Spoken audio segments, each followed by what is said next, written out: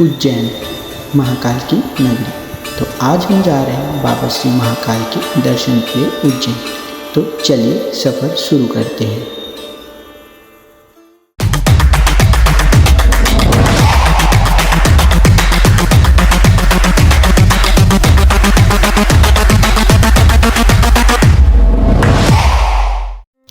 Train से सफ़र करके हम पहुंच जाते हैं उज्जैन। सुबह सुबह होटल लेके सबसे पहले फ्रेश होके हम निकल जाते हैं महाकाल के दर्शन के लिए। दर्शन से पहले हम खरीद लेते हैं कुछ फूल और प्रसाद बाबा महाकाल के चढ़ावे के लिए। मंदिर परिसर में प्रवेश करने के लिए बहुत से द्वार हैं। उनमें से एक द्वार है नंदी द्वार, जिस साइड से हम प्रवेश कर रहे हैं।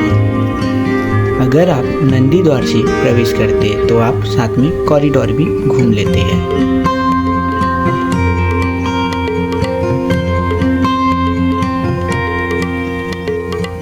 यह सफ़र हम मार्च महीने में कर रहे थे। मार्च में थोड़ी गर्मी होने की वजह से श्रद्धालुओं की संख्या थोड़ी कम रहती है।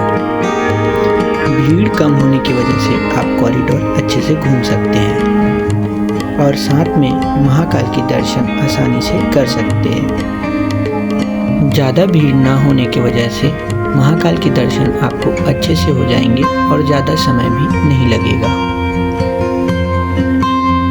सुबह कॉरिडोर आपको कुछ इस प्रकार से दिखाई देता है। भीड़ कम होने की वजह से हम सीधा पहुंच जाते हैं महाकाल के दर्शन के लिए।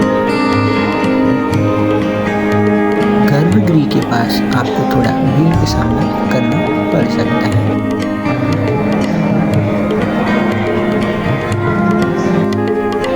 भीड़ कम होने की वजह से हम बाबा के अच्छे से दर्शन करके निकल पड़ते हैं आगे और भी मंदिरों के दर्शन के लिए।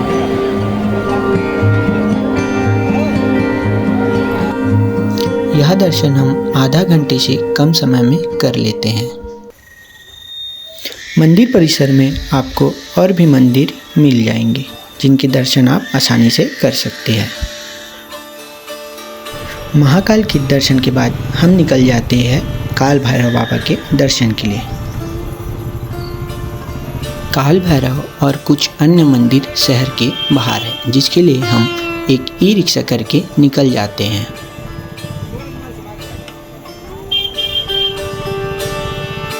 तो सबसे पहले हम चले जाते हैं माँ गढ़कालिका के दर्शन के लिए, जो कि हमें रास्ते में ही मिल जाते हैं।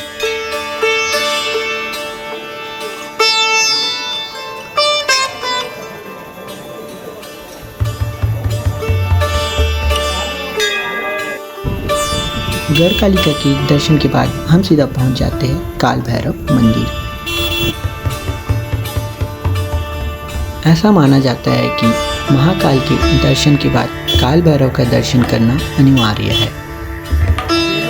अगर आप दर्शन नहीं करते तो आपकी यात्रा अधूरी मानी जाती है। काल भैरव एक ऐसा मंदिर है जहां प्रसाद के तौर पर मंदिरा चढ़ाया जाता है। मंदिर आपको बाहर से कुछ इस प्रकार से दिखाई देती है। श्री काल भैरव के दर्शन के बाद हम निकल जाते हैं श्री मंगलनाथ जी के दर्शन के लिए, जो कि पास में ही स्थित है। यह वही मंगलनाथ मंदिर है जिसे मंगल ग्रह के जन्म स्थल माना जाता है। फिर हम चले आते हैं महर्षि शांतिपनी आश्रम।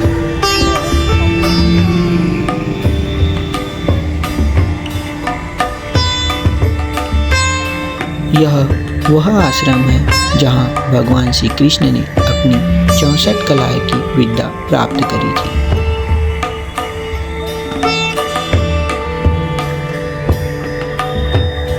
इस आश्रम में आपको एक छोटा कुंड भी दिखाई देता है।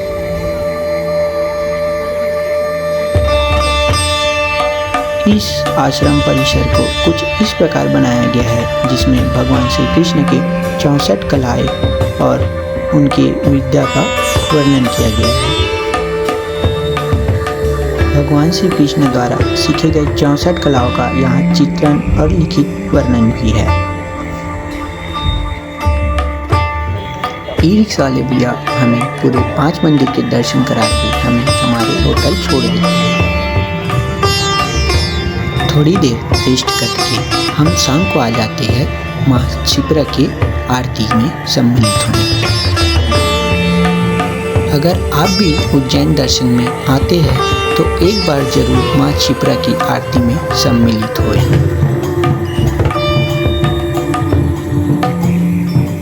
इस आरती में आपको अलग ही अनुभूति प्राप्त होती है।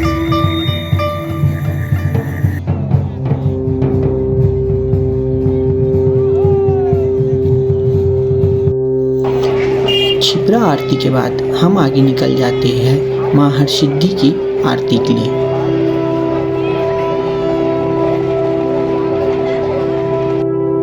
समय रहते हम पहुंच जाते हैं माँ हरसिद्धि मंदिर।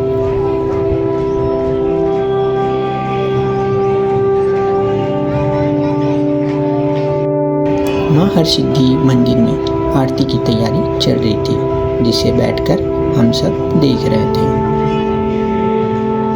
कुछ समय बाद आरती भी शुरू हो जाती है। इस आरती में आपको हजारों दिए एक साथ एक स्तंभ पर जलते हुए दिखाई देते हैं, जिससे माँ हरसिद्धि की आरती होती है। आरती का एक्सपीरियंस हमारे लिए बहुत ज़्यादा ही अमेजिंग था।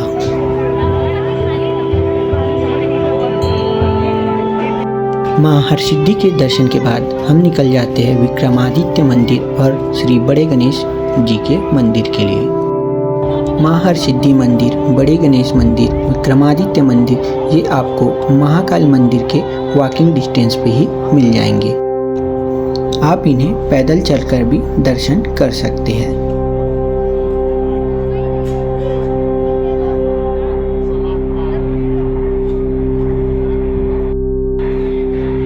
महाकाल परिसर के समीप ही श्री बड़े गणेश जी की मंदिर है। पैदल चलते चलते हम पहुंच जाते हैं श्री बड़े गणेश जी के मंदिर।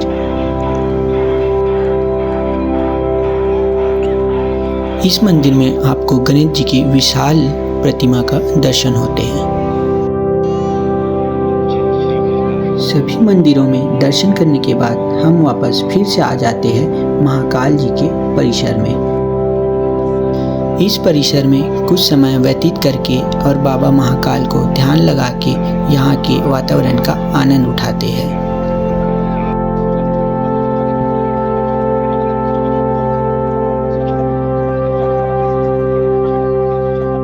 महाकाल परिसर में थोड़े समय व्यतीत करने के बाद हम निकल जाते हैं कॉरिडोर घूमने के लिए।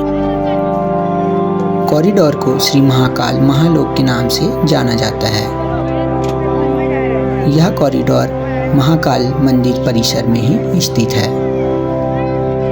यह कॉरिडोर भगवान शिव को समर्पित है और इसका उद्देश्य भक्तों के लिए एक भव्य और गहन आध्यात्मिक अनुभव बनाना है।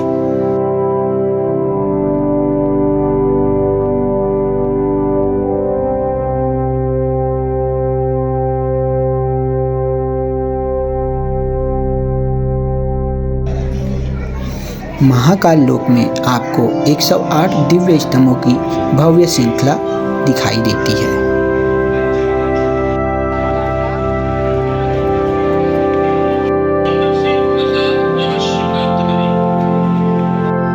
इस कॉरिडोर में आपको शिव पुराण के कहानियों के अनुसार भगवान शिव के जीवन और पौराणिक कथाओं को प्रदर्शित करता है।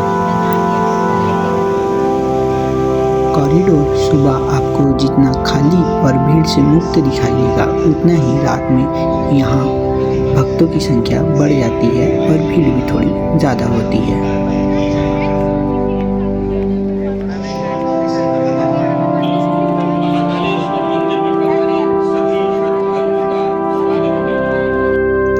कॉरिडोर में बने संपूर्ण चित्रण और प्रतिमाएं रात में लाइटिंग की वजह से इनकी सुंदरता अति मनमोहक हो जाता है। रात्रि में 8 से 9 बजे के बीच आधे घंटे के लिए कॉरिडोर में प्रोजेक्टर शो भी होता है।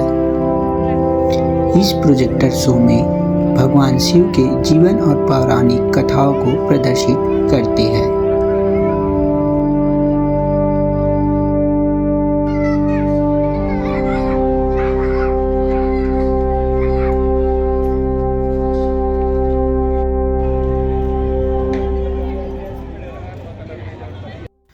परिसर में आपको संग्रहालय भी दिखाई देगा।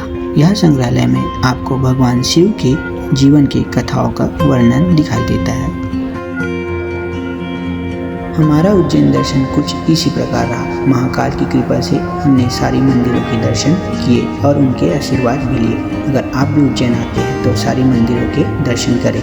आशा है आपको वीडियो पसंद आया होगा। जय श्री महाकाल।